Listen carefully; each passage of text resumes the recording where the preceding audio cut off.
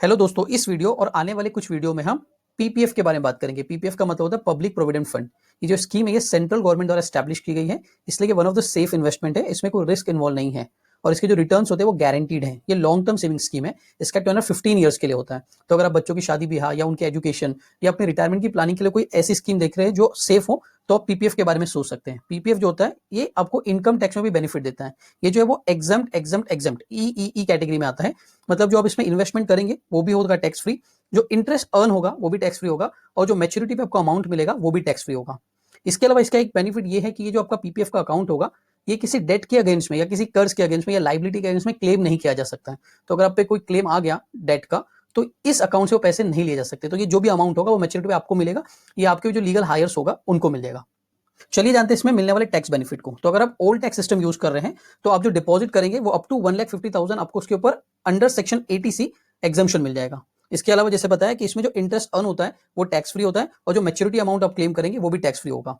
अगर आप new tax regime को ऑप्ट करते हैं तो जो आप डिपॉजिट करेंगे उसके ऊपर आपको कोई भी इनकम टैक्स एग्जम्पशन नहीं मिलेगा, लेकिन जो आपको इंटरेस्ट अर्न होगा और जो मैच्योरिटी अमाउंट होगा उसके ऊपर एग्जम्पशन मिल जाएगा।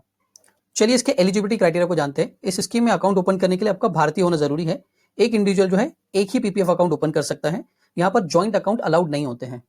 तो जिन इंडिविजुअल के पास जनरल प्रोविडेंट फंड या एम्प्लॉय प्रोविडेंट फंड का अकाउंट होता है वो भी पीपीएफ में अपना अकाउंट ओपन कर सकते हैं। आप माइनर्स के लिए भी अकाउंट ओपन कर सकते हैं, लेकिन जब माइनर जो मेजर हो जाएगा तो वो इसको ऑपरेट करेंगे।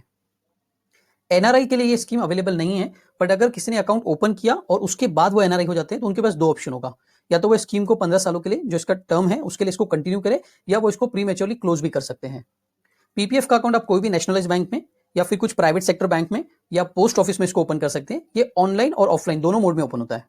पीपीएफ अकाउंट को एक्टिव रखने के लिए आपको साल में कम से कम 500 रुपए इसमें एक्टिव रखना पड़ेगा, उसमें डिपॉजिट करना पड़ेगा।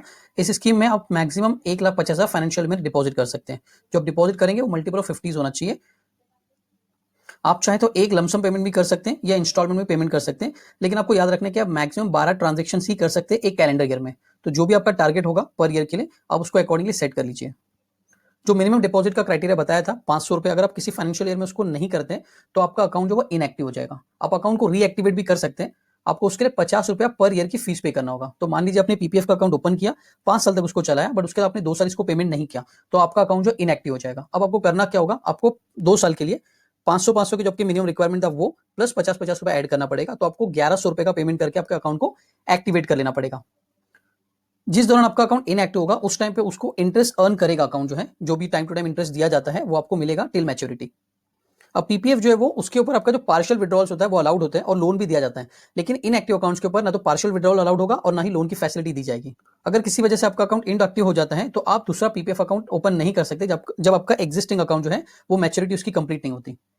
दोस्तों आने वाली वीडियोस में हम इसका interest rate calculation, best time क्या रहेगा इसको डिपॉजिट करने के लिए, withdrawal, nomination, maturity period, extension without deposit, extension with deposit, account transfer, loan facility, premature closure, इन सारे टॉपिक्स के ऊपर बात करने वाले हैं। तो आप हमारे चैनल को सब्सक्राइब कर लीजिए ताकि आपसे ये वीडियो मिस ना हो। दोस्तों मैं आपको लाइक और सब्सक्राइब करने नहीं कहूंगा, बिकॉज अगर मेरे कंटेंट में दम है तो वो आप डेफिनेटली करोगे। मुझे आपका फीडबैक चाहिए। तो ये वीडियो कैसा लगा आपको, इसमें क्या चीजें अच्छी थी, क्या चीजें बुरी थी, कुछ एरिया ऑफ इंप्रूवमेंट है क्या वो बताइए। कंटेंट की क्वालिटी कैसी थी, एडिटिंग में कुछ डिफेक्ट्स दिखाई दे रही है क्या आपको, या वॉइस में कुछ इश्यूज आ रहे हैं, आप प्लीज ये कमेंट करके बताइए, बिकॉज आपका फीडबैक मेरे लिए बहुत इंपॉर्टेंट है। Thanks for watching.